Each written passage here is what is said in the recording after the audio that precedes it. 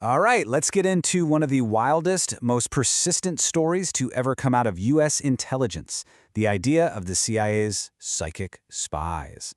I know it sounds like something straight out of a movie, but for more than 20 years, it was a very real, very classified program. Today, we are cracking open a scientific cold case to see what a brand new investigation has to say about it all. To really get this, you've got to go back in time. Picture it, the Cold War. The US and the Soviet Union are locked in this unbelievably tense intelligence battle. Paranoia is everywhere, and any advantage, no matter how strange, was on the table. So, you've got spy satellites, you've got covert agents, and behind the scenes, the US government was trying to develop a truly secret weapon, one that didn't rely on technology, but on what they hoped was the untapped power of the human mind itself. Yep, you heard that right. Psychic spies. The CIA, the DIA, they poured millions into top-secret research programs to see if certain people could actually be used for espionage psychically. It's just wild to think about. And the technique they were exploring was called remote viewing. The core idea was, could someone access information about, say, a secret military base or a hidden submarine thousands of miles away just by using their mind? That phrase on the slide, putative psi, is really just a cautious scientific way of saying what we think might be psychic ability. It was a radical idea for sure, but they were hoping it could give them a critical edge.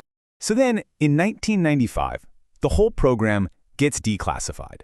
The files are handed over to the scientific community to figure out, was any of this real? And what happened next basically created a scientific stalemate that has lasted for decades. It all came down to two experts. On one side, you had Jessica Utz, a statistician. She looked at the numbers and said, hey, these results are way beyond chance. Something real is happening here. But on the other side, you had Ray Hyman, a psychologist, who said, whoa, not so fast. These experiments are full of holes. The evidence just isn't strong enough. So you have two brilliant people looking at the same data and coming to completely opposite conclusions. The whole debate just froze. And this quote from Hyman just perfectly captures his position. He wasn't totally slamming the door. Instead, he basically threw down a challenge.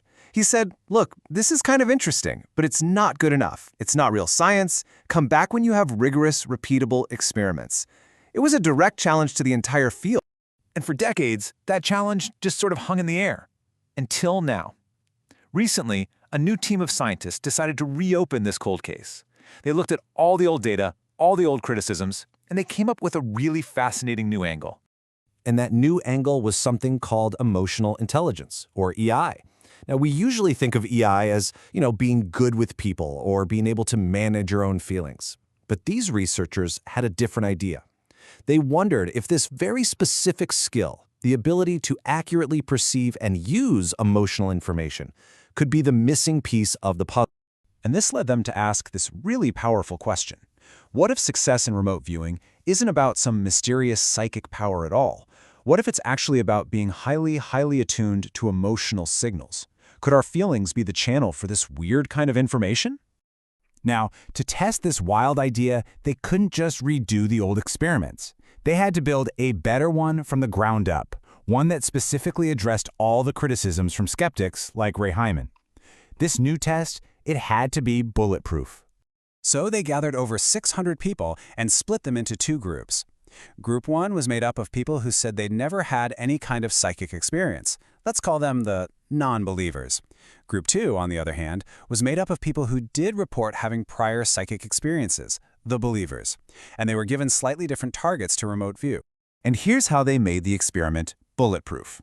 They used what's called a triple-blind protocol. That means nobody, not the person doing the viewing, not the technician in the room, not even the main researcher, knew what the right answer was. Everything was in sealed envelopes. And crucially, they had to choose from one of 4 clear categories. There was no subjective judging. It was all designed to get clean, objective, statistical data with no wiggle room for bias. Every single person went through 32 of these trials, and they followed this really structured 7-step process. As you can see, it involved preparation, visualization, but also, and this is key, they were guided to pay close attention to their emotional intuition before they made their final choice. This put their whole theory about emotional intelligence right at the center of the experiment. So, the big question. After all this incredibly careful work, After designing this airtight experiment, what did they find? Did they finally get some clarity on this decades-old mystery? Okay, first up, the non-believers. Out of 32 tries, pure random chance says you should get about 8 right. Well, this group scored an average of 8.31. Statistically speaking, that is exactly random chance. Nothing to see here. Just guessing. But then, you look at Group 2, the believers. Their average score was over 10 hits. Now, that might not sound like a huge jump, but when you're talking about this many people and this many trials, that difference is what scientists call statistically significant. It's a result that you can't just write off as random luck. And this table just lays it out perfectly. Group 1 is flat, right at the chance baseline. Group 2 shows this clear, statistically meaningful jump. So something was definitely happening in that second group. The question is, what was it? Was it just that they believed it was possible, or was something else at play? This is where it gets really interesting. The researchers dug into the data, and they found the smoking gun. It was emotional intelligence. Specifically, for the believers, their success was directly connected to how high they scored in the experiential area of EI. Think of that as your ability to accurately read and use information from your own gut feelings. The better they were at that, the more hits they got. And that connection, it was completely absent in the first group. So what on earth does this all mean? The researchers are super careful here. They are not shouting from the rooftops that psychic powers are real. No. Instead, they're pointing to a really fascinating, complex clue that opens up a whole new way of looking at this. And based on their findings, they actually proposed a brand new model for how this might work, which they call PIC. The theory goes like this. First, the target somehow produces a tiny emotional signal in the person. Then, someone with high EI is better able to identify that subtle feeling. And finally, they can comprehend what that feeling might mean, which helps them make a better guess. It's a potential mechanism. And I think the researchers' own term for these results is perfect. They call them statistical anomalies. The results are strange. They absolutely defy the normal rules of probability. But an anomaly isn't the same thing as proof. It's a mystery. It's a breadcrumb trail that says, hey, look over here. Something weird is going on. And that leaves us with this pretty profound thought to end on.